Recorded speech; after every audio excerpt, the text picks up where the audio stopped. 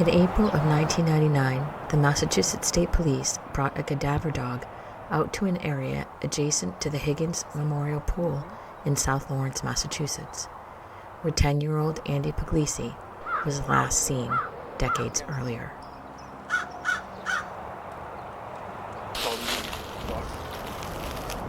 It might have been within 20 feet. They said they knew it was on a rise, so it might have been right over where that tree is, or it was right in this spot.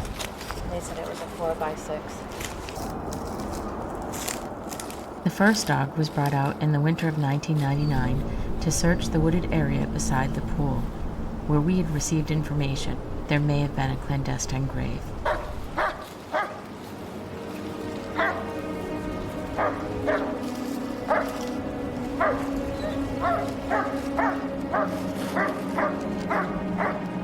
This Mass State Police cadaver dog is reacting to the area where the boys said the clandestine grave had been. This indicates a body might be in the wood. They're going to be getting nutrients, things from a decomposing body. And so that might be some get popping his head into the tree. So it's a little bit odd, and he started barking and trying to grab a stick. So it'd be interesting just coming back again, like I said, try to aerate the soil a little bit more before I bring the dogs in the list.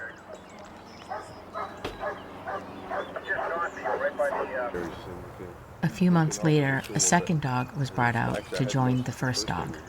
Both dogs searched the same area separately.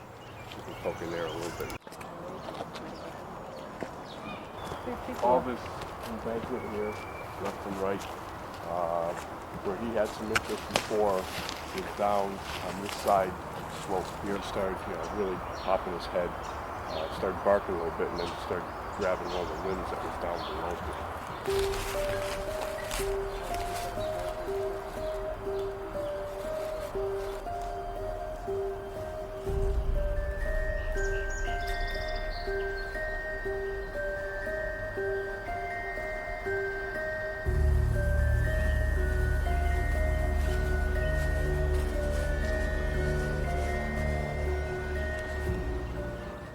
Did Jack tell you that there were two little boys that wrote to me, now men, that said about 8 months after Andy disappeared, they came across what looked to them like a grave that had been undug, a 4x6?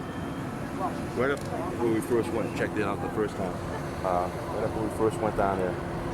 You stake off the whole area, you put down like a mat, you'd actually screen everything. You're looking for forensics, hairs, fibers, anything at all. A lot of material in 20 years is going to decompose. But you might actually find threads, pieces of a zipper, things like that that are going to be in there. So you actually take screens and you screen everything. And, and it's a long, tedious process, but you actually make out your area. And when you leave there, you've got everything. A lot of times, just like I was saying, the weight of the bones will go down, or you might have a bullet or a shell case, something's going to be underneath. A lot of times people don't realize it, but when they're standing in the grave before they put it in, they're leaving all kinds of footprints. When you take that body out, a lot of times there's still impressions in there. There's still things that they leave behind. People, bad guys leave stuff behind.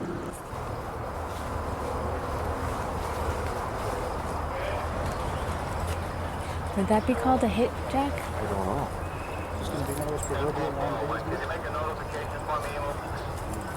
He's digging. Sam?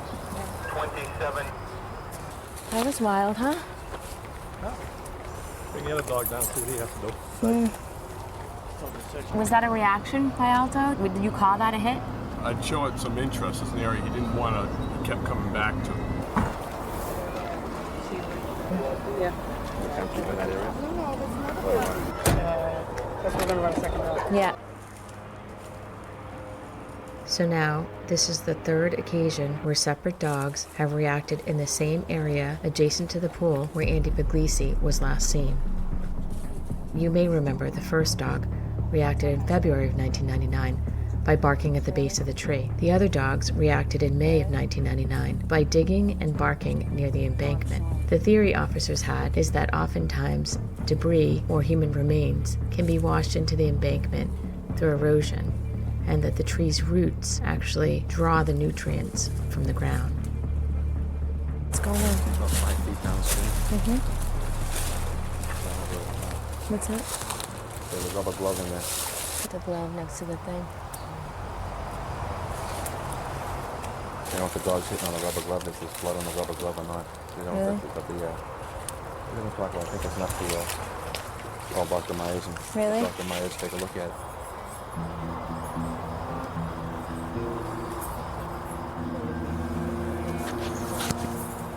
I'll contact Dr. Myers.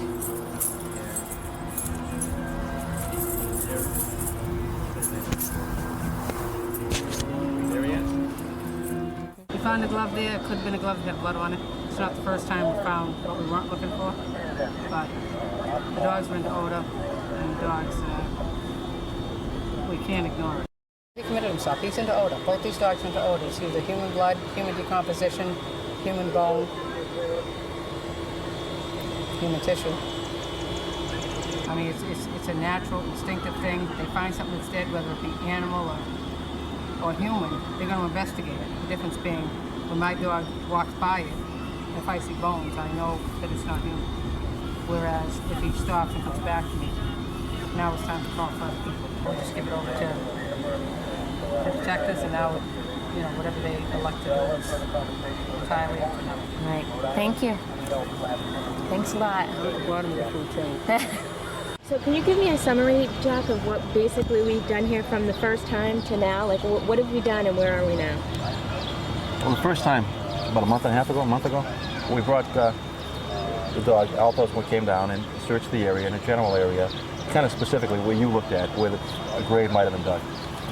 He did hit on an area fairly close to where we were today, which could be from a decomposing body. The nutrients from a decomposing body would flow downhill.